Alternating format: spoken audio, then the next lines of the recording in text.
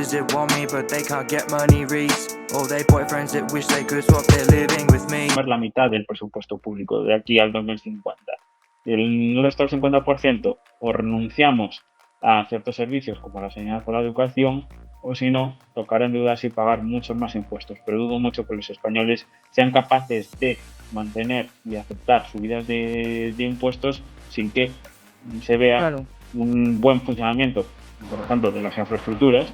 Eso genera el problema, sobre todo porque lo que vemos es que los políticos viven en el corto plazo, ¿no? Esto ya viene de hacendistas, de la escuela de la elección pública, de que al final el político lo que busca no es el beneficio de la ciudadanía, sino su propio beneficio, y su propio beneficio es mantenerse al poder a toda costa. Entonces, hay buscar datos como que somos los líderes en pobreza infantil. Y eso explica por qué España va tan mal cuando vemos los datos micro y nos alejamos de esos datos macro que trata de vender el gobierno. Porque el único dato positivo que puede vender el gobierno, ya digo, es el crecimiento del PIB. Pero si después nos vamos al resto de los datos de desempleo, de pérdida de poder adquisitivo, de pobreza infantil y general, todos esos datos lo que muestran es que España no tiene una economía solvente y que estamos creciendo gracias a los vientos de cola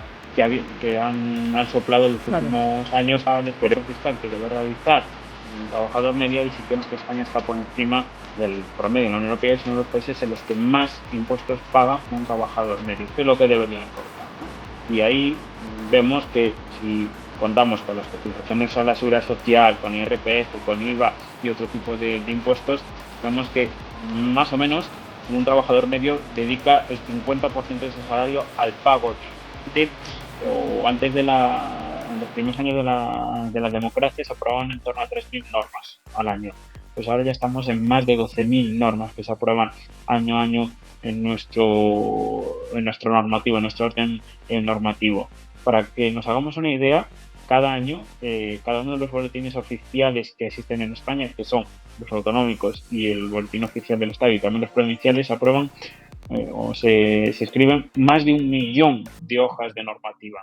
En el programa de hoy tengo la suerte de tener como invitado a Santiago Calvo, que es doctor en Economía por la Universidad de Santiago de Compostela, profesor en la Universidad de las Hespérides y también autor del libro Que no te engañen, un repaso a las grandes falacias económicas de los populismos de derecha y de izquierda. Así que lo primero de todo, Santiago, muchísimas gracias por estar aquí y bienvenido, por supuesto. Muchísimas gracias a ti por la invitación. Normalmente, ya sabes, en el canal hablamos de inversiones y de temas más de mercados financieros, pero hoy quería hablar contigo de un tema que es muy importante, que es la macroeconomía y saber cómo está nuestro país, ¿no? Entonces, yo sé que la primera pregunta es muy complicada, pero quería preguntarte si nos puedes hacer una pequeña radiografía de cómo está la economía española, porque es verdad que se ha hablado mucho de que en los últimos años ha sido de la que más ha crecido en cuanto al PIB, pero también seguimos teniendo una de las tasas de desempleo más altas de Europa y también el poder adquisitivo del que se ha hablado mucho sigue alejado un poco de esos años del 2007 y 2008, ¿no? Claro, en estos últimos años se viene hablando mucho de que las cifras en España macroeconómicas son positivas, pero que la gente no percibe ese crecimiento económico, ¿no?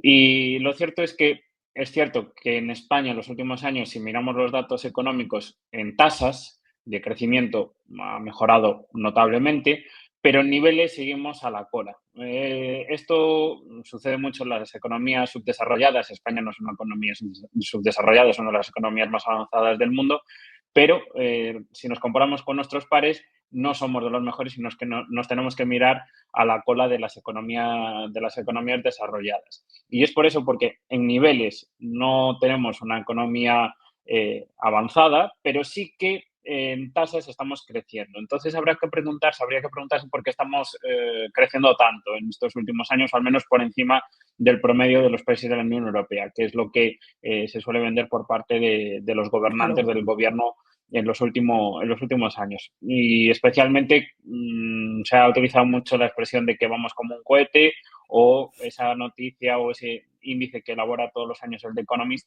sobre cuál es la mejor economía del año. Bueno, pues ya solo tomando esa referencia del índice de Economist, ¿no?, del año 2024, que apunta que España fue la mejor economía en el año 2024, como decía, solo tiene en cuenta las variables en tasas, no en niveles, ¿no? Por ejemplo, mide Ujú. la evolución del desempleo, pero no la tasa de paro. Y España es el líder en tasa de desempleo, como bien has indicado, en todos los indicadores, grupos de población, tanto juvenil como general, por mujeres, pero es cierto que ha tenido un buen comportamiento. Y si nos vamos a los datos de por qué estamos creciendo, como comentaba antes, lo cierto es que crecemos de manera extensiva, no intensiva. ¿Y a qué me refiero crecimiento extensivo? Bueno, pues porque ha aumentado la población, especialmente porque han Ujú. entrado muchas personas de otros países, ha aumentado la inmigración. Aproximadamente el crecimiento que vemos de la población en los últimos años, en torno a 8 o 9 de cada 10 personas que ha aumentado la población en España, se debe a población inmigrante. Y si nos vamos al crecimiento, mismo hace un mes salió un informe del Banco Central Europeo que apuntaba que el 80% del crecimiento registrado desde el año 2019 se debe a la población extranjera que está trabajando actualmente.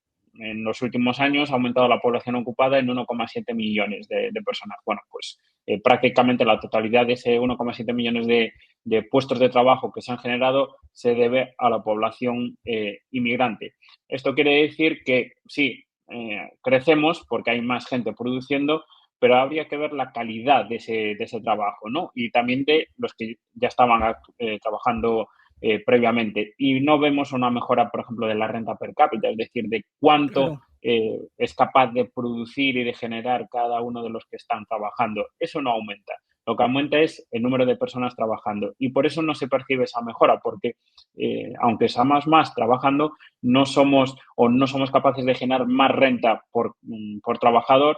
Y después tenemos el efecto de la inflación, que me imagino que ya hablaremos y trataremos Ujú. ahora a posteriori, que lo que hace es que si no mejoramos nuestro nivel nominal y aún por encima lo que tenemos es un aumento del nivel de precios, del coste de vida, pues en términos reales ganamos menos. Ese es lo que está sucediendo actualmente y por eso no percibimos esa mejora de los datos macroeconómicos porque los datos macroeconómicos, vuelvo a repetir, esa mejora del crecimiento se debe a un crecimiento extensivo. Somos más produciendo, pero no es que estemos produciendo más por trabajador. La productividad lleva estancada por lo menos 20 años en España.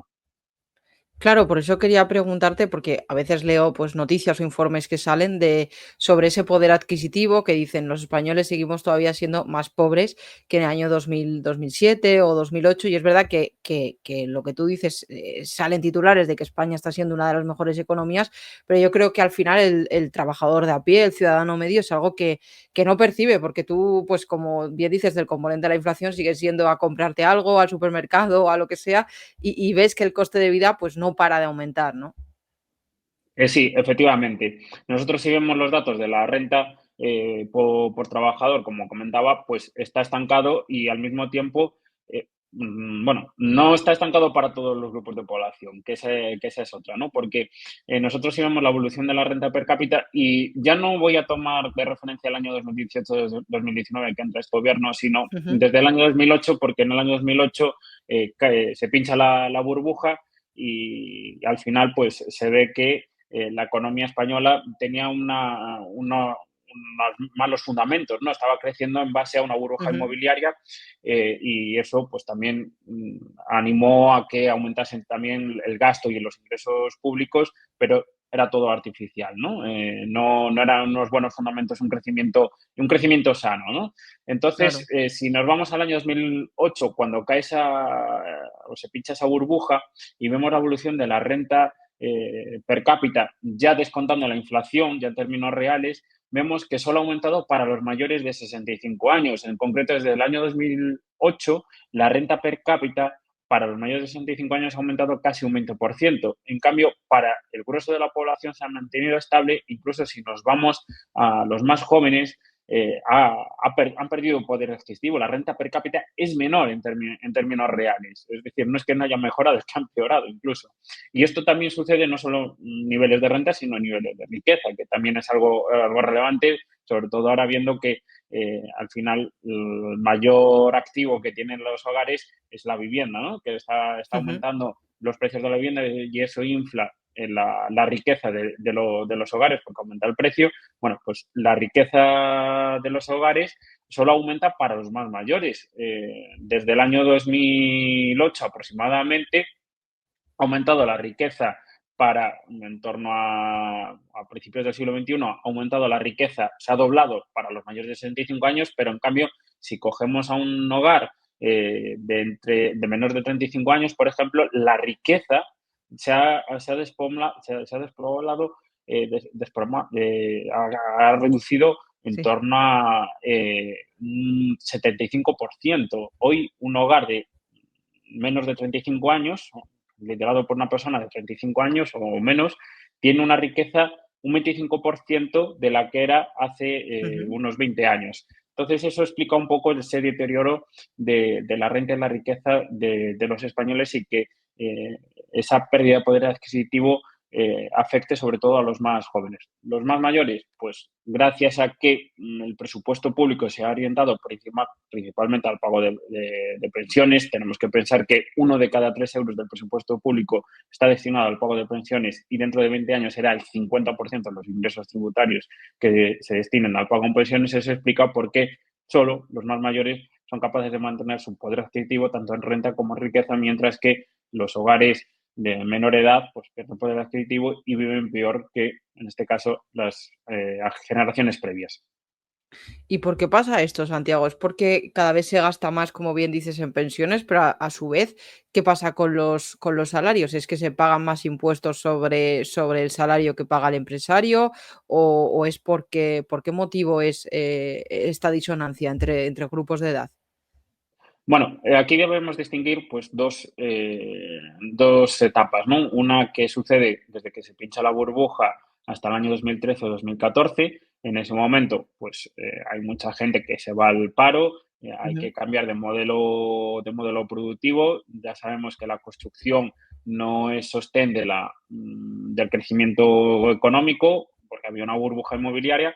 Bueno, en este caso, pues evidentemente se pierde poder adquisitivo porque hay mucha gente que se va al paro y alcanzamos tasas de desempleo del 25%, pero a partir de ahí se recupera la economía española y en ese momento sucede que también los distintos gobiernos han decidido para sanear las cuentas públicas, que no lo han conseguido, simplemente Ujú. aumentar los ingresos públicos para aumentar sus obligaciones de gasto público y sus prebendas que también tienen que mantener. Bueno, pues ahí lo que sucede es que van aumentando los impuestos, tanto en términos reales, es decir, una pura aumento de los tipos impositivos con Montoro en la primera etapa del gobierno de Rajoy, como después ya con el gobierno de Pedro Sánchez, ya no solo subiéndolos directamente, sino a través de la no deflactación del IRPF, que esto es importante y ahora Sí. hablaremos de ello. Bueno, pues en ese momento es cuando vemos que aumenta la recaudación fiscal y a costa de los trabajadores. ¿Por qué? Porque al final el grupo de los ricos, que muchas veces se vende de que el aumento del Ujú. gasto público se puede financiar a través de los ricos, es que el problema es que ya no hay manera de grabar más a los ricos, porque si los grabas probablemente lo que hagan es votar con los pies e irse a otros países, ¿no? Claro. Entonces, el grueso de la recaudación está en la clase media y en el IRPF. Ahí es donde está el margen de aumento de la recaudación. Y lo que vemos es que ha aumentado los impuestos. Por ejemplo, la recaudación por el IRPF prácticamente se ha doblado en los últimos 15 años. El IVA también, más de lo mismo, se ha doblado la recaudación. Y esto implica que la cuota real media por hogar, si cogemos la evolución desde el año 2008 hasta el año 2024, cuando se pincha esa burbuja, bueno, pues entre el año 2008 y 2014 más o menos se mantiene estable. ¿Por qué? Porque los hogares no generan renta porque la mayoría están en desempleo, pero a partir del 2014, cuando ya empieza a recuperarse la actividad económica, se dispara la cuota que paga cada hogar en el IRPF y ha aumentado en más de un 40% desde el año 2014 o 2015, que es cuando se empieza a recuperar, pero especialmente a partir del año 2021, que ahí es cuando entra en juego la inflación. Ya vemos los niveles de inflación tan elevados Ujú, que hemos sufrido durante estos últimos años y el gobierno ha decidido no deflactar el IRPF, no actualizar ni las bases ni los tipos impositivos con arreglo al aumento del nivel de precios, porque el IRPF lo que tiene que grabar es la capacidad real claro. de la persona, del contribuyente, pero en este caso no se está grabando la capacidad real porque normalmente cuando hay inflación también aumenta la renta en términos nominales para acompañar el aumento de los precios, pero si no se actualiza el IRPF te están cobrando unos tipos Ujú, y unos mínimos que están por encima de tu salario real. Bueno, pues estamos viendo que de media, en los últimos 3 ejercicios fiscales, por IRPF, el gobierno ha recaudado por hogar 200 euros más, es decir, entre unos 10.000 15.000 millones de euros más por IRPF. Y en el IVA ha sucedido algo parecido, es decir, al final la factura fiscal por hogar, debido a la no deflactación del IRPF y también porque en el IVA, como pagamos más caro los productos, también se paga una cuota, aunque es proporcional, se paga más en impuestos.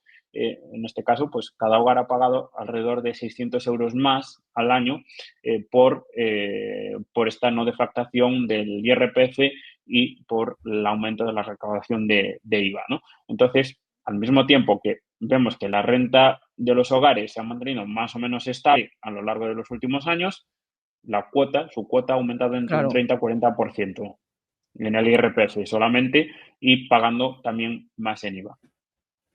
Claro, quería preguntarte en ese sentido porque lo has explicado muy bien que cada vez pagamos más impuestos. ¿Es verdad que la presión tributaria en España está creciendo cada año? ¿Pagamos más que nuestros pares europeos o de la OCDE? Porque muchas veces se habla, no, no pagamos realmente tantos impuestos en España si se compara con el resto de países. Entonces, no sé si esto es cierto o no lo es. Aquí hay dos versiones, ¿no? De que o pagamos muchos impuestos o pagamos pocos impuestos. Y depende del indicador que utilicemos. Si utilizamos la presión fiscal, que es lo que le suele gustar mucho no, al gobierno, ¿no? Es cierto que España está por debajo de la media de la Unión Europea, ¿no?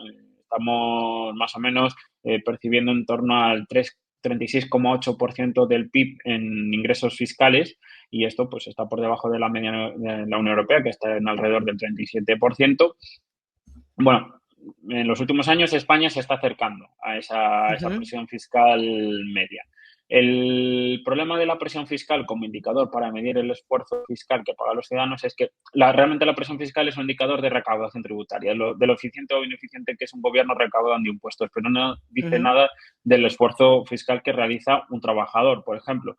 Por ejemplo, si tenemos una tasa de paro por encima de la media de la Unión Europea, eso significa que toda esa recaudación que se obtiene se realiza a través de menos trabajadores.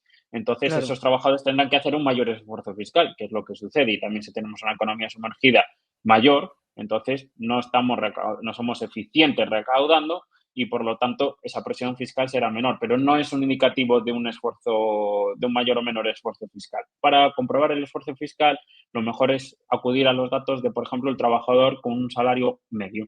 Y si nos vamos al esfuerzo fiscal que debe realizar un trabajador medio, y sí que vemos que España está por encima del promedio de la Unión Europea y es uno de los países en los que más impuestos paga un trabajador medio, que es lo que debería importar, ¿no?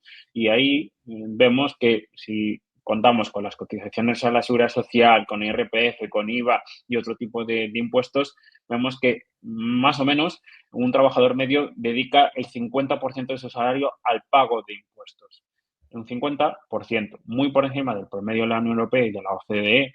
Y eso lo Ujú, que implica es que sí, en España se pagan muchos impuestos, lo que pasa es que somos poco eficientes, tenemos un sistema fiscal poco eficiente a la hora de recaudar impuestos. Y lo que no se puede hacer es tratar de alcanzar el nivel de presión fiscal de otros países como Alemania o Francia claro. con el nivel de renta per cápita, por ejemplo, que tenemos en España, que es bastante inferior a la renta per cápita que tienen otros socios europeos o países desarrollados, que en este caso, si también tenemos un país de rentas altas, también se pagarán más impuestos porque, por ejemplo, el IRPF es un impuesto progresivo. Entonces, no es razonable, repito, exigir el mismo esfuerzo fiscal a un ciudadano que a lo mejor en España el salario medio pues está en torno a los 24.000, 25.000 euros, cuando en Alemania se cobra un tercio más en Claro. salario promedio. Pues evidentemente ese salario es capaz de pagar más en impuestos que el salario medio en España. Por lo tanto, aquí pues en presión fiscal sí que estamos por debajo, pero se debe a los factores que acabo de comentar. Un mayor nivel de tasa de desempleo, una mayor economía sumergida y después porque los salarios son inferiores en España y por eso recaudamos en proporción menos. Tenemos un sistema fiscal ineficiente, Claro. pero que grava mucho a el trabajador promedio. Quería también preguntarte por el gasto público, ¿no? Porque es verdad que, pues, a veces salen portavoces del gobierno y presumen de que desde que llevan en el poder de 2018 han aumentado considerablemente el gasto público. Se estima que desde que está Pedro Sánchez se ha incrementado alrededor del 35%. Entonces, quería saber a dónde ha ido a parar ese dinero principalmente, ¿no? Que si se ha mejorado en algo los servicios o qué ha pasado con ese aumento del gasto público. Bueno, lo estamos viendo últimamente en noticias del deterioro de las infraestructuras, ¿no? De continuos problemas en redes ferroviarias y también el escaso mantenimiento que, por ejemplo, hay en ciertas carreteras. Bueno, pues es significativo porque al final todo ese aumento de impuestos que estamos viendo en estos últimos años, por ejemplo, esta semana que se ha hecho público el informe de recaudación fiscal hasta el mes de mayo, ya estamos viendo que también ha aumentado la recaudación también en el año 2025, a pesar de que ya no hay un nivel de inflación tan alto como estos últimos años. Bueno, pues ¿dónde ha ido a parar todo ese aumento de la recaudación de los impuestos? Pues para el pago de pensiones.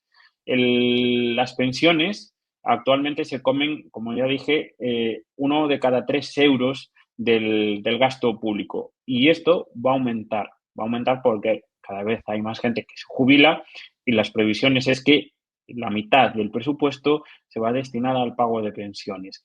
Esto es lo que está sucediendo. Todo el grueso del aumento de la recaudación, todo el aumento del gasto público que bien has indicado, como bien has indicado, Ujú. ha aumentado en más de un 30%, se ha ido a pagar prácticamente las pensiones. No hay margen para más gasto público. Hay un dato muy revelador y es el margen que tiene, por ejemplo, el gobierno para decidir discrecionalmente dónde destinar el gasto público. Bueno, pues de todo el gasto público que hay en España, que es unos 680.000 millones de euros aproximadamente, bueno, pues de todo ese margen, tras pagar pensiones, tras pagar transferencias a las comunidades autónomas, etcétera, el gobierno central solo tiene un margen para decidir dónde gastar o mover el gasto en 50.000 millones de euros aproximadamente. Solo tiene margen para los 50.000 millones de euros. Y eso explica por qué, por ejemplo, la negativa de aumentar el gasto en defensa hasta el 5%, porque no hay margen de gasto. No hay Claro. margen de gasto público y además tenemos un problema. Y es que se habla mucho ahora del fin de la abundancia, ¿no? El fin el fin de la abundancia es que nos hemos comido todo ese margen de ingresos públicos para, por ejemplo, cuadrar las cuentas públicas. Tenemos un déficit de en torno al 3% del PIB que coincide más o menos con el déficit estructural. Es decir, si no hubiese crecimiento económico, ya solo o eliminando el ciclo económico, vamos, las cuentas públicas no cuadran en un 3% del PIB. Es decir, que tenemos que cuadrar en más de 45.000 millones de euros nuestras cuentas públicas, ya solo para evitando o eliminando la parte del ciclo económico, que los ingresos y los gastos públicos estén en equilibrio. Pues no hemos equilibrado nuestras cuentas públicas, a pesar de que estar en récord, en máximos de recaudación, y no se percibe la mejora en los servicios públicos porque es que no se han dedicado estos recursos a la mejora Claro. de los servicios públicos, sino principalmente, como digo, al mantenimiento de las pensiones, a la revalorización de las pensiones, que cada vez que se revalorizan las pensiones es algo acumulativo, hay que revalorizarlas todos los Claro. años en base a esa revalorización que se hace en el año previo, y nos cuesta alrededor de 10.000 millones de euros al año el revalorizar las pensiones. Ya estamos gastando, repito, de esos 680.000 millones, un tercio aproximadamente se destina al pago de pensiones. Y cada año, en las cuentas públicas, los impuestos, el Estado tiene que transferir a la Seguridad Social 60.000 millones de euros. ¿Por qué? Porque la Seguridad Social tiene un descuadre entre cotizaciones a la Seguridad Social y gastos en pensiones de 60.000 millones de euros. ¿Qué tiene que hacer el Estado? Es, en vez de dedicarlo a la bajada de impuestos o a cobrar las cuentas públicas o a infraestructura o a vivienda, se lo tiene que destinar al pago en pensiones. Eso también explica un poco por qué en los últimos años vemos que al final el único grupo de edad que mantiene el poder adquisitivo son los mayores de 65 años, y los menores de 35 años, por ejemplo, cada vez pierden poder Claro. adquisitivo, o por ejemplo vemos datos como que somos los líderes en pobreza infantil. Y eso explica por qué España va tan mal cuando vemos los datos micro y nos alejamos de esos datos macro que trata de vender el gobierno. Porque el único dato positivo que puede vender el gobierno, ya digo, es el crecimiento del PIB. Pero si después nos vamos al resto de los datos de desempleo, de pérdida de poder adquisitivo, de pobreza infantil y general, todos esos datos lo que muestran es que España no tiene una economía solvente y que estamos creciendo gracias a los vientos de cola que han soplado en los Claro. últimos años, pero eso no se va a sostener. Y además también otra cuestión relevante. Hemos crecido por encima de la Unión Europea porque la Unión Europea ha sufrido en mayor medida el impacto de la invasión de Rusia a Ucrania, especialmente en los países de Europa del Este. Hemos visto en los últimos años algunas noticias de que algunos países de Europa del Este volvían a caer por debajo en renta per cápita con respecto a España. Primero, ya es síntoma de que nos tengamos que comparar con países de Europa del Este en cuanto a renta per cápita y no con Alemania, por ejemplo, Claro. que es lo que deberíamos aspirar, otros países más desarrollados. Nos tenemos que comparar con países de Europa del Este, compararnos con estos países. Pero es que estos países han sufrido mucho con esa invasión de Rusia a Ucrania, pero una vez que se supere estas consecuencias de esta invasión, probablemente estos países de Europa del Este, como sí que tienen los fundamentos y saben qué es lo que es necesario para avanzar y crecer, que básicamente es impuestos bajos, unas regulaciones lo menos onerosas posibles para los empresarios, con ese tipo de fundamentos volverán a superarnos en renta per cápita. España lleva más de 20 años por detrás de la Unión Europea sin crecer, sin converger con respecto a la Unión Europea. Y actualmente solo hay 3 comunidades autónomas que son capaces de equilibrar o de igualarse en renta per cápita con la Unión Europea. Esas son País Vasco, Madrid y Baleares. Y probablemente en los próximos años veamos que solo la Comunidad de Madrid sea capaz de mirar de tú a tú a los países desarrollados.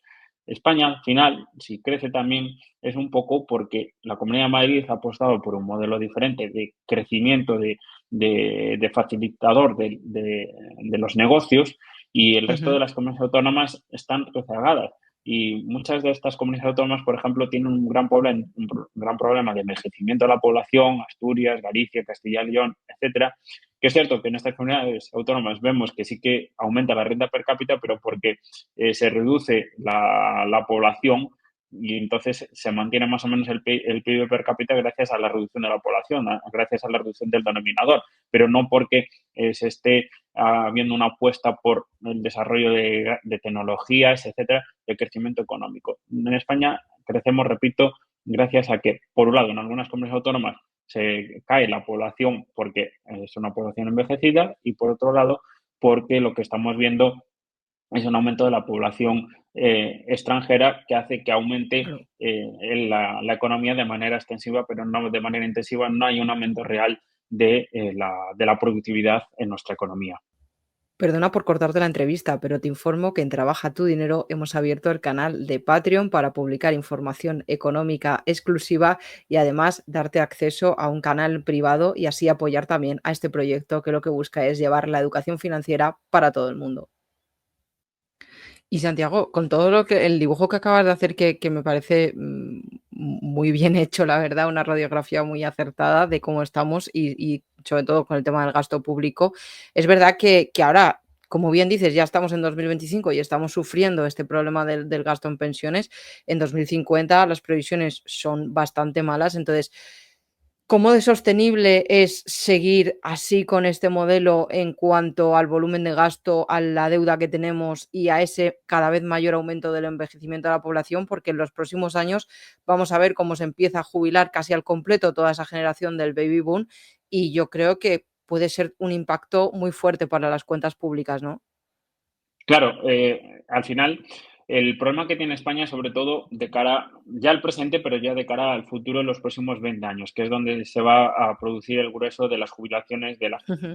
del baby boom, y hasta que no empiecen a fallecer y a caer, a volver otra vez a la pirámide, o al final la cúspide de la pirámide que se va a ensanchar y hasta que no se vuelva a reducir, pues va a ser complicado gestionar las cuentas públicas. Y al final la solución, ¿cuál es? Aumentar los impuestos a través de las cotizaciones a la seguridad social, especialmente, y a través de las cuentas públicas, a través de, por ejemplo, endeudamiento de la seguridad social, porque aquí se juega mucho a un trampantojo contable que hay entre la seguridad social y el Estado, y es que cuando la seguridad social necesita dinero, emite deuda y se la compra se la compra el Estado.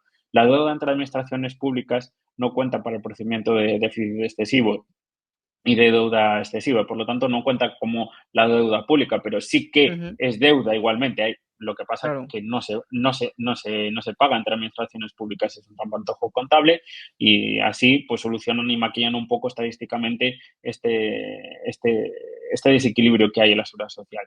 Y el problema de España es que, por ejemplo, en su seguridad social debe el 500% de su PIB. Las obligaciones adquiridas son del 500% de su PIB que no están financiadas de ningún modo. Otros países, por ejemplo, han sufrido este problema demográfico, porque en España no es una excepción en cuanto al problema demográfico. De hecho, vamos Claro. en torno a 10, 20 años por detrás de los países europeos en cuanto a la evolución a las tendencias demográficas. ¿Y qué hicieron hace 10, 20 años los países de nuestro entorno, los países nórdicos, por ejemplo? Pues apostar por modelos mixtos en los que haya una parte de capitalización para financiar precisamente este envejecimiento que prevían que podría suceder y que sabían que solo con la población trabajadora no podían sostener el sistema de pensiones. Bueno, pues hicieron un sistema mixto cuando se podía hacer. El problema es que ahora el coste de la transición hacia un modelo mixto es muy elevado porque, repito, debemos un 500% del PIB de obligaciones para la gente que está adquiriendo derechos a medida que está trabajando y está cotizando, y también Claro. con la gente que ya está jubilada. Y tenemos un sistema de pensiones muy generoso, el más generoso de la Unión Europea, el cual por cada euro cotizado recibe un pensionista de media 1,6 euros, es decir, un 60% de rendimiento, muy por encima de cualquier tipo de fondo de pensión o que pueda haber en el mercado privado. Y eso evidentemente hace que sea insostenible y que solo se pueda solucionar a través de endeudamiento, a través de impuestos. El problema es que si lo solucionas a través de endeudamiento y de impuestos, lo que matas es la creación de riqueza, que es lo que al final lo que sostiene el Claro. modelo. Entonces las previsiones son muy negativas de cara a los próximos 20 años, y probablemente lo que nos enfrentemos serán a recortes de un gasto público que ya es menguante. Y vuelvo a repetir, el margen fiscal que tiene el gobierno para mover recursos, para recortar, es de alrededor de 50.000 millones de euros, o sea, menos del 10% del gasto público que hay en España, porque el resto son obligaciones normalmente fijas que son sanidad, educación o, en este caso, como vuelvo a repetir, las pensiones. Las pensiones se van a comer la mitad del presupuesto público de aquí al 2050.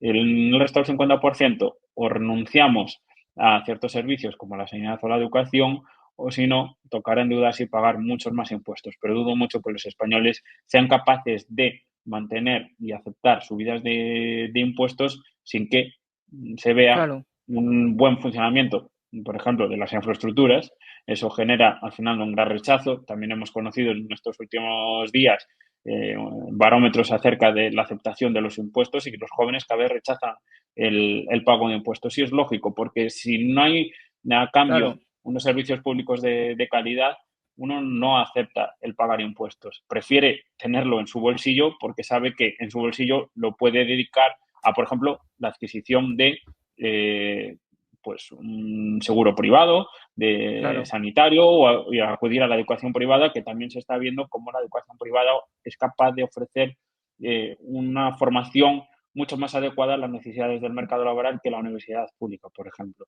Entonces, este tipo de cuestiones hacen que se deteriore la confianza en las instituciones públicas y que sea más complicado el mantener este mal llamado estado del bienestar, porque ni la gente acepta el pagar más impuestos y si no se pagan más impuestos hay que acudir al endeudamiento y con el Claro. endeudamiento acabas destruyendo la economía productiva de un país y hipotecas a las generaciones futuras. Claro, en este sentido, ¿tú crees que se puede hacer algún tipo de reformas teniendo el poco margen que tiene el gobierno y viendo cómo está el tema de las pensiones?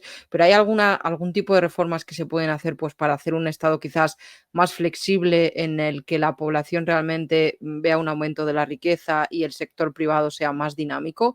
¿O es muy complicado a día de hoy aplicar algún tipo de reforma en el sistema español?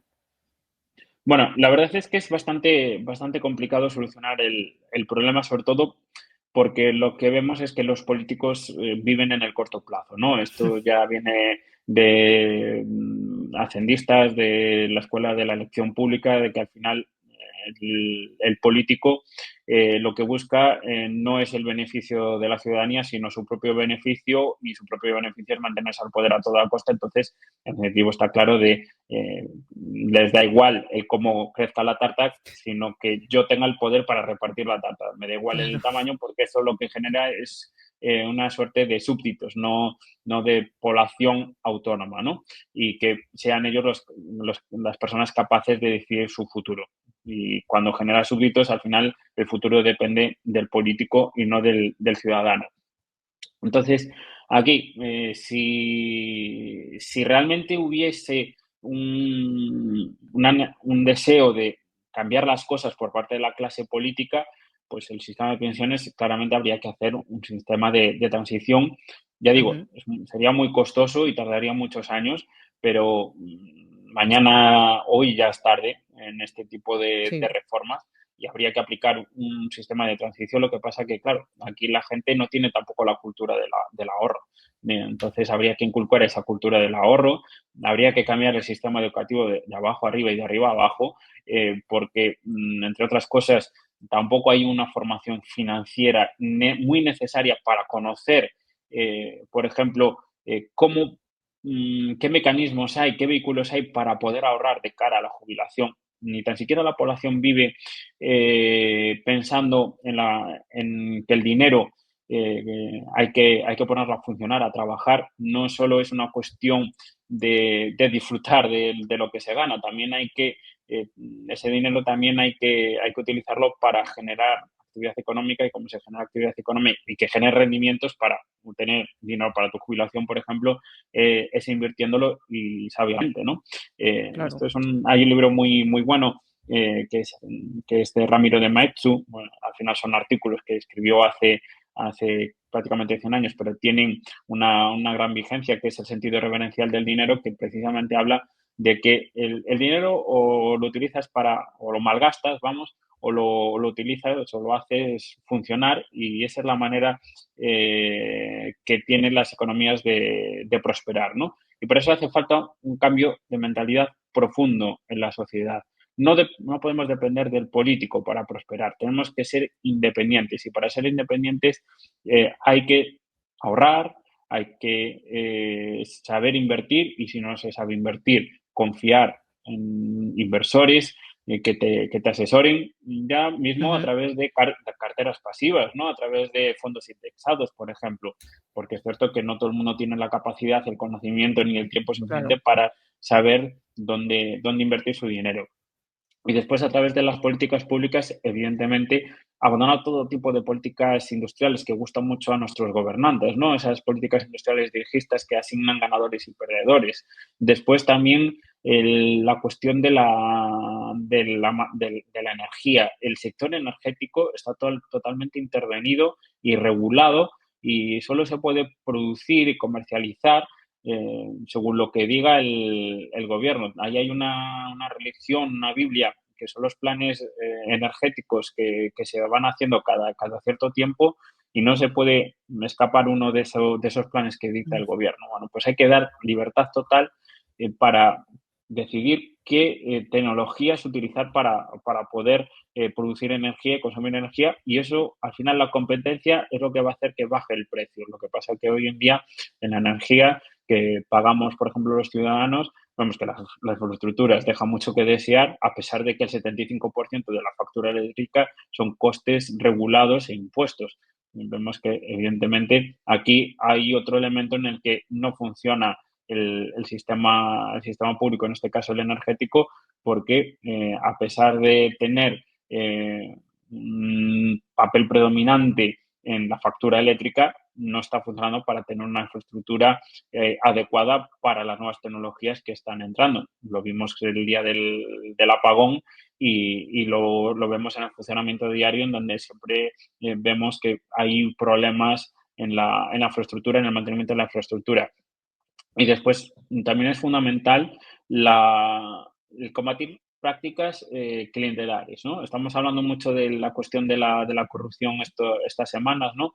Por parte del gobierno, y es que nos hemos acostumbrado a que el poder político tenga una gran influencia en muchísimos sectores, ¿no?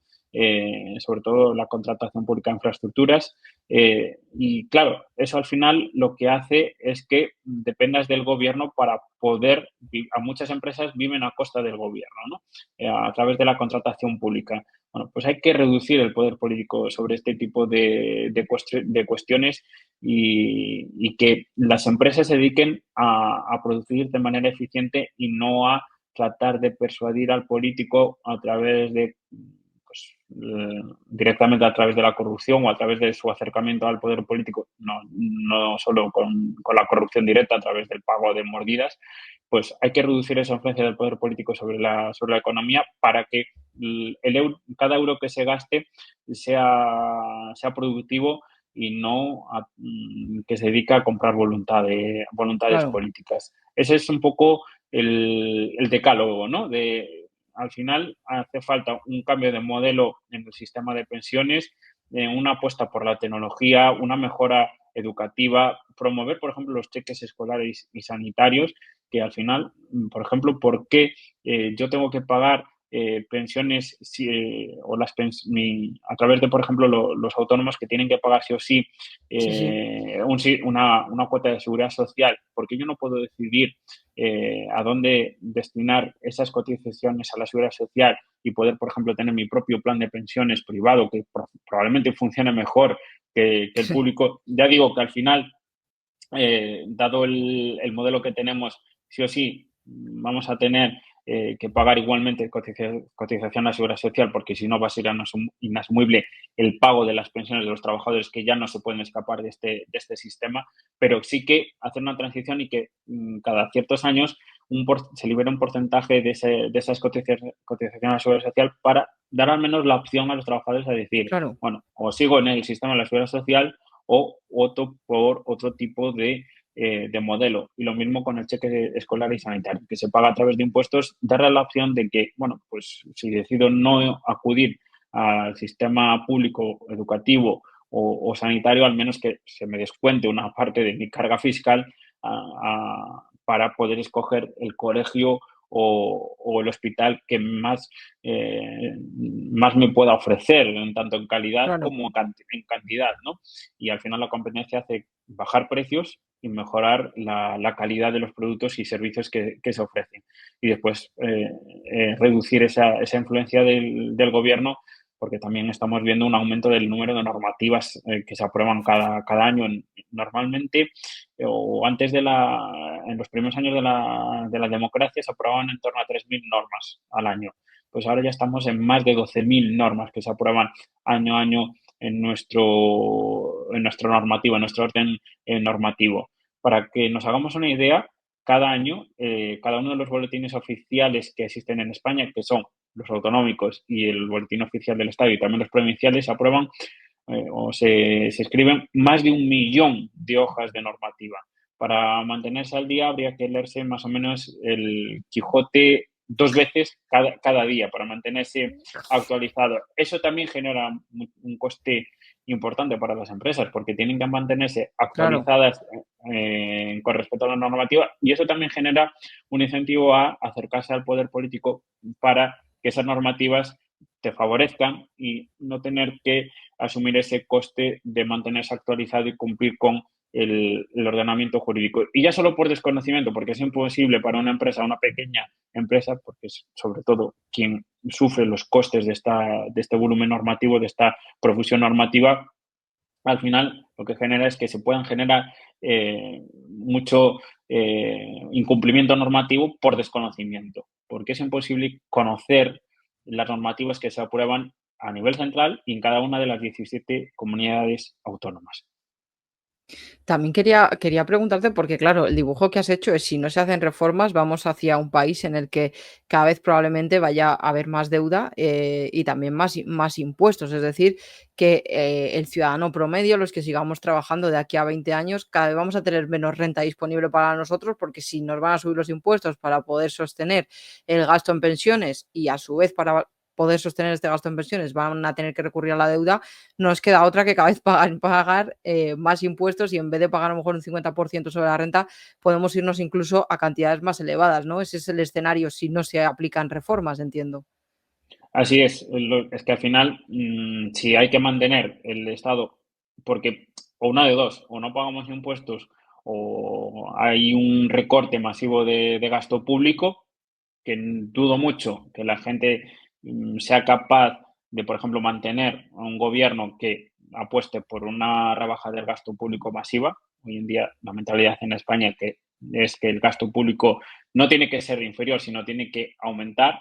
Esa es la mentalidad. Eso sí, lo que vemos es que nadie está dispuesto a pagar más. Considera todo el mundo que ya está pagando lo suficiente, incluso por encima de lo necesario, porque la calidad de los servicios públicos se está deteriorando y eso no va a mejorar, porque vuelvo a repetir, no hay margen para sostener este gasto público que va a aumentar por culpa del envejecimiento.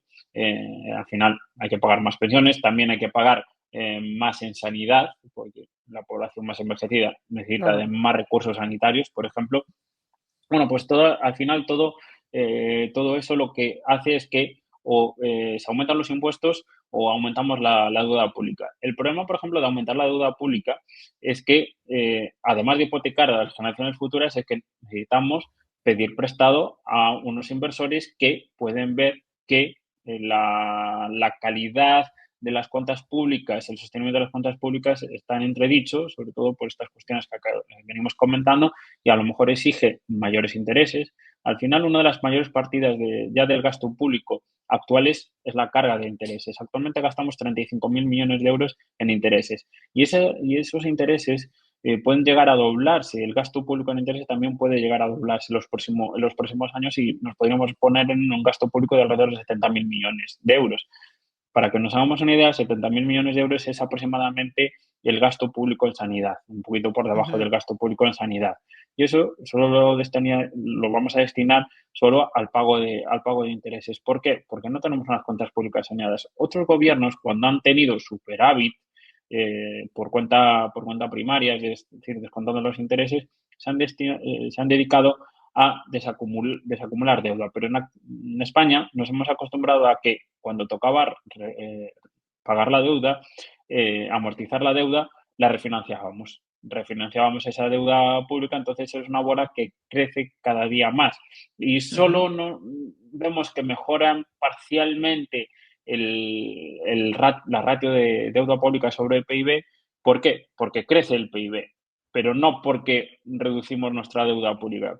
Si vemos los datos en bruto, en euros, de la deuda pública, esta no ha parado de crecer y sigue creciendo y crecerá todavía más. Y lo que aspira el gobierno es a que crezca la economía para reducir esa ratio. Problema, que volvemos a repetir, que si nos estamos cargando la economía productiva a través de numerosas normativas que se aprueban, si aumentamos los impuestos masivamente para tratar de sostener las pensiones o tratar de repagar al menos o pagar los intereses de la deuda, al final lo que nos estamos cargando es la actividad económica y por lo tanto esa ratio no se va a reducir, sino que va a aumentar.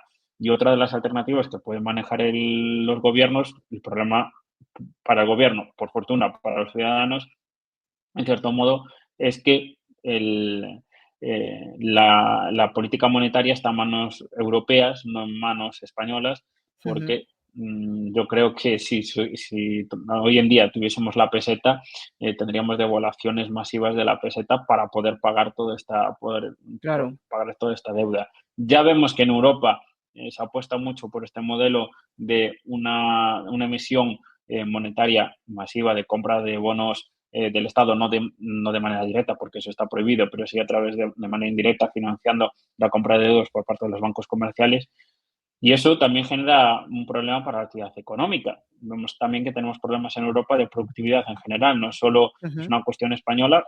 En España somos de los países que peor lo estamos haciendo dentro de Europa, pero Europa no es que sea una economía bollante en la que afloren nuevas tecnologías y las nuevas tecnologías del futuro, ni una economía altamente productiva.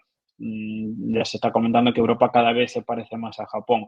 Y eso es porque, por ejemplo, el poco capital que hay en Europa se destina sobre todo a la compra de bonos soberanos y no a la inversión en Claro. grandes empresas. No hay un mercado de capitales que funcione correctamente en Europa. Y al final, si también nos endeudamos, al final lo que estamos es detrayendo recursos, inversiones ahorro que podría ir destinado a financiar las empresas del futuro, pero lo que estamos viendo es que se destinan a sostener de algún modo estas cuentas públicas con un dinero que con un aumento de la masa monetaria cada vez vale menos. Es decir, es un empobrecimiento al final generalizado de la población, no en términos nominales quizás, pero sí en términos reales, que es lo que nos debería importar. Porque al final, aunque al final lo que hacemos es comprar con euros reales, si tenemos, no vale de nada ganar el doble dentro de 20 años, si al final si acudimos al supermercado y Claro. todo cuesta 4 veces más, por ejemplo. Eso significa que nuestro salario ha caído a la mitad, no es que haya aumentado el doble. ¿Y se podrían recortar impuestos en España como algunos, políticos o bueno, algunos también creadores o demás dicen y piden? ¿Se puede recortar impuestos en España, quizás sustrayéndolo de una administración que, como bien dices, también es masiva a la hora de aprobar normativas? Y tenemos también lo que es una administración bastante grande en cuanto a comunidades, gobierno central y demás. Y luego en ineficiencia del gasto público, porque es uno de los aspectos que yo he leído que también en España somos ineficientes también a la hora de gastar. Entonces, no sé si ahí se podría aplicar un cambio, un recorte de impuestos manteniendo los servicios que tenemos. Como decía antes, el problema es que no hay margen, no hay margen. Solo hay un margen para quizás recortar unos 50.000 millones, pero es que estamos pagando en impuestos más de 550.000 millones de euros al año. Es Ujú. decir, podríamos rebajar como mucho en impuestos 10.000 millones, pero eso significaría, por ejemplo, cargarnos algunos yo creo que sí que sería necesario, pero sería cargarnos todas las políticas de vivienda o de medio ambiente, por ejemplo, pero dudo mucho que eso sea aceptado por el público en general. No hay margen para bajar impuestos, salvo que haya recortes masivos en sanidad, educación, pensiones, que es donde va el grueso del gasto público. Y España, se habla mucho de, por ejemplo, el estado de las autonomías que genera o multiplica por 17 muchas partidas presupuestarias. No es tanto así, porque lo bueno que tiene la descentralización es que también es capaz de adaptarse a las necesidades de los ciudadanos. cada comunidad o región tiene unas necesidades y si tenemos un gobierno único, central, no se adapta bien a esas necesidades de los ciudadanos, ¿no?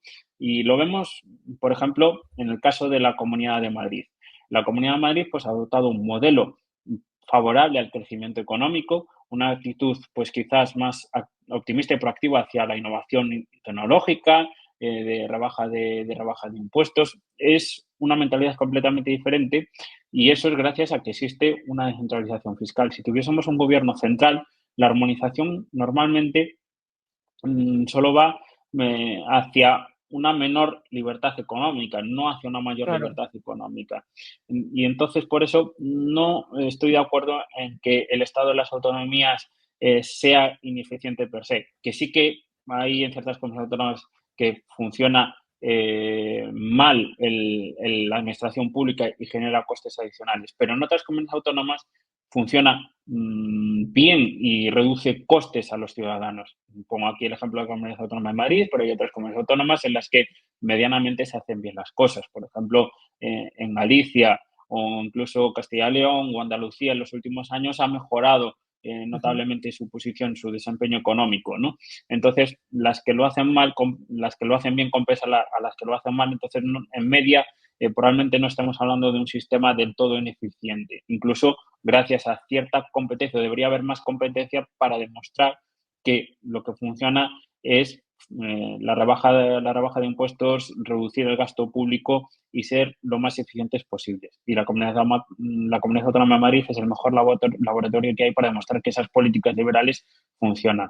El problema es que, como ya comentaba, si se está hablando ahora de que es el fin de la abundancia, toda esa abundancia, todo ese aumento o esos recursos que hemos generado, aumento de impuestos, de recaudación, no lo hemos destinado a reducir la deuda pública, sino que la hemos aumentado. No la hemos destinado a mejorar la calidad de los servicios públicos, sino que han empeorado. Hemos malgastado una cantidad ingesta de recursos y entonces con esos recursos que no hemos utilizado, hemos sido capaces de utilizar, ahora tenemos un problema de endeudamiento, de déficit público, de aumento generalizado del gasto a través de pensiones y a través del envejecimiento de la población y por lo tanto no tenemos ese margen para bajar impuestos, salvo, ya digo, pues un cierto margen en 50.000 millones de euros, que al final esos 50.000 millones de euros son alrededor del 3% del PIB. No hay mucho más margen para bajar impuestos actualmente, salvo que eso sí, te cargues la sostenibilidad de las cuentas públicas y si te cargas la solución de las cuentas públicas ya vendrá el mercado y te va a corregir y ahí sí que claro. no va a haber más escapatoria que aumentar impuestos o ya cerrar el Estado definitivamente. ¿Y crees que hay un mal gasto del gasto público? Porque es verdad que, pues, mucha gente habla de lo que se gasta el gobierno en esto de los bonos culturales que se dieron a los jóvenes de 18 años. Luego también, por parte de ciertas ideologías, habla mucho de las famosas paguitas, subsidios y demás ayudas. Entonces, es verdad que esto tiene un impacto grande en el gasto público y eso, si crees que hay un mal gasto de nuestro dinero en este tipo de cosas. Yo creo que sí que existe un mal gasto del gobierno. Al final el gobierno es totalmente ineficiente gastando, ¿vale? No es que seamos un gobierno no tenemos un gasto muy, muy ineficiente comparado con otros países de Europa, pero sí que es ineficiente y hay ineficiencias. Por ejemplo, hablaba la IREF hace unos años en un informe de que podríamos reducir el gasto público o al menos reducir los impuestos o mejorar las cuentas públicas en 30.000 millones de euros gracias a estas ineficiencias. Pero repito, son 30.000 millones de euros que al final de un presupuesto de 700.000 millones de euros aproximadamente es el chocolate del loro. ¿Por qué no hay margen para reducir impuestos, bajar gasto? Porque, repito, al final la mayor parte del gasto público se va a pagar, está destinado al pago de pensiones, educación, sanidad y probablemente los ciudadanos no voten a alguien que prometa un recorte de las pensiones, que prometa un recorte de la sanidad, que prometa un recorte de la educación. Y sin recortar esas tres partidas, además de los intereses de la deuda, es imposible, no hay margen para grandes revoluciones fiscales, de grandes rebajas fiscales, ni Ujú. tampoco margen para una reducción del gasto público. O sea, al final, de 700.000 millones de euros, un tercio se lo dedicas a pensiones y otro tercio aproximadamente se lo dedicas a sanidad, educación y pago de intereses de la deuda, te queda un tercio del gasto público que o al final el Estado debería casi desaparecer, ser un administrador de las pensiones y poco más. Entonces, por eso no estamos ante una tesitura de ver grandes rebajas de impuestos, porque el margen, repito, es muy escaso por parte del gobierno. Y quería hacerte ya las 2 últimas preguntas, Santiago. Una es si nos puedes hacer una pequeña valoración de la gestión económica que ha hecho este gobierno que lleva en el poder desde el 2018. Y luego la otra, si crees que a nivel político hay algún partido o hay alguna alternativa que pudiera encarrilar un poco esta situación que tenemos en España y de verdad enfrentarse a hacer esta serie de reformas para ir a una economía quizá más dinámica y que favorezca el crecimiento y la creación de riqueza. Bueno, yo creo que he hablado de lo que ha sucedido en España en los últimos 20 años. En los últimos 20 años han gobernado tanto Partido Socialista como Partido Popular en sucesivas etapas. Ujú, Y al final la gestión económica ha sido muy similar. La única salvedad es que el gobierno de Rajoy en el año 2011-2012 entra en una situación económica complicada y ahí sí que tuvo que mejorar un poco la condición de las cuentas públicas a través de subida de impuestos, no a través de bajada de impuestos y gasto público, sino de bajada de subida de impuestos, porque la Unión Europea lo exigía, porque si no nos íbamos a la quiebra. Estamos hablando de un riesgo país de una prima de riesgo de unos 700 puntos básicos. Bueno, pues al final la gestión económica por parte de los dos partidos políticos tiende a ser bastante similar, ¿no? Al final ninguno de los dos partidos ha apostado por una reformas estructurales, salvo quizás la del mercado laboral, es la única salvedad que podemos encontrar o el único oasis dentro del desierto de ujú. reformas económicas que hemos tenido en España en los últimos años y, por lo tanto, no confío en ningún partido político para solucionar estos problemas, porque además un partido político que se tomase en serio las reformas que necesita este país, vivienda, reforma fiscal, reforma de la administración pública, reforma educativa, etcétera, probablemente no obtendría los votos necesarios para gobernar. Y tampoco va en el ADN de los dos partidos este tipo de reformas. Al final lo que tenemos son partidos socialdemócratas.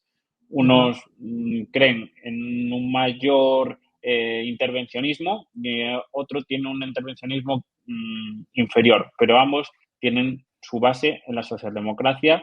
Unos a través de unos son democristianos, otros son socialdemócratas, pero al final la base es que el Estado tiene que tener un papel predominante, protagonista Ujú. en la actividad económica, y en ninguno de los dos los veo con hablando de tú a tú al ciudadano y diciéndole las cosas claras de lo mal que está la situación económica del país y de las reformas que son necesarias, como por ejemplo sucede en Argentina. En Argentina el gobierno fue claro, el gobierno de Milei, de las necesidades que había del país, que iba a haber un periodo de unos 18 meses que iban a ser duros, pero después de esos 18 meses, haciendo las cosas bien, se podría reconducir la situación. Y es lo que está sucediendo.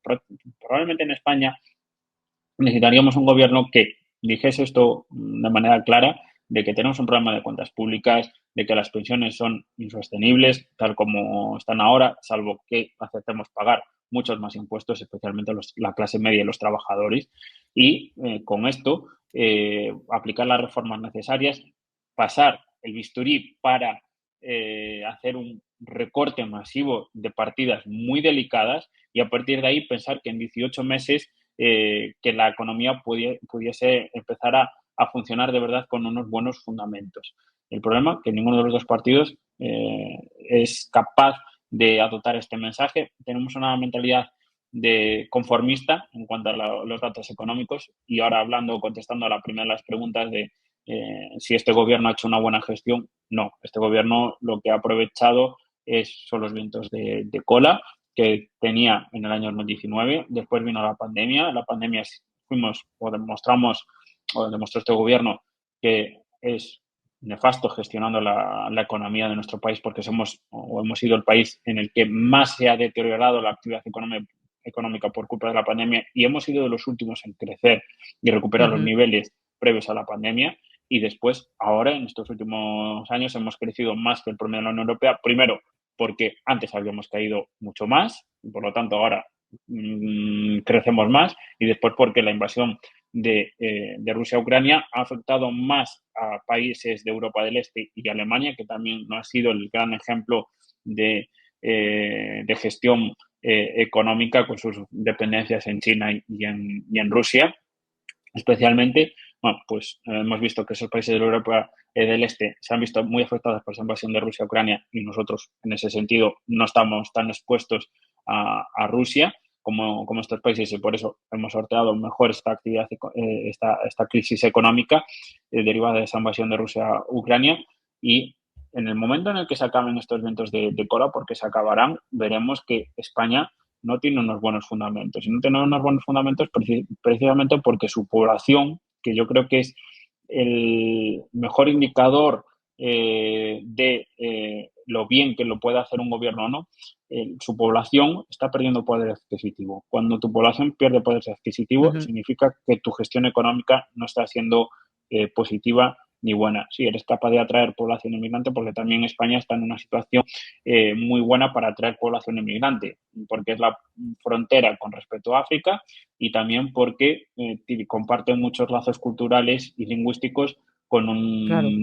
con América del Sur. Si no tuviera estos condicionantes, probablemente sería muy complicado que España también atrajese inmigrantes, porque la situación económica no es positiva y no es capaz de generar puestos de trabajo productivos que tengan salarios que crezcan continuamente en términos reales. Y por todos estos condicionantes, yo creo que España no ha tenido durante los últimos 20, 30 años buenos gobiernos en materia económica. Y ya para cerrar la entrevista, Santiago, ¿algún libro que recomiendes a los espectadores que nos están viendo y digan, yo quiero informarme más de forma más pausada de la situación macroeconómica de España y entender los problemas económicos macro y cómo influyen? ¿Alguna recomendación? Hay muchos libros que recomendar, pero justamente antes acabo de comentar o acabo de citar un libro que se escribió con artículos escritos en la década de los 20 del siglo pasado, que yo creo que sirve muy bien para ver cómo España sigue con la misma mentalidad de hace 100, 150 años. Y entonces yo recomendaría entender un poco la historia de nuestra mentalidad, esa mentalidad mediocre que piensa más en vivir a costa de la subvención y de las redes clientelares alrededor del Estado, y no de generar riqueza para generar empleo y también para, evidentemente, ganar dinero. Pues yo creo que ese libro del sentido reverencial del dinero es un libro magnífico para entender un poco de dónde venimos y por qué estamos donde estamos. Pues muchísimas gracias, Santiago. La verdad que es un placer el repaso que has hecho a la economía española. Yo creo que a todo el mundo le ha quedado claro en el punto en el que estamos. Muchas gracias a ti, Patricia, por la invitación.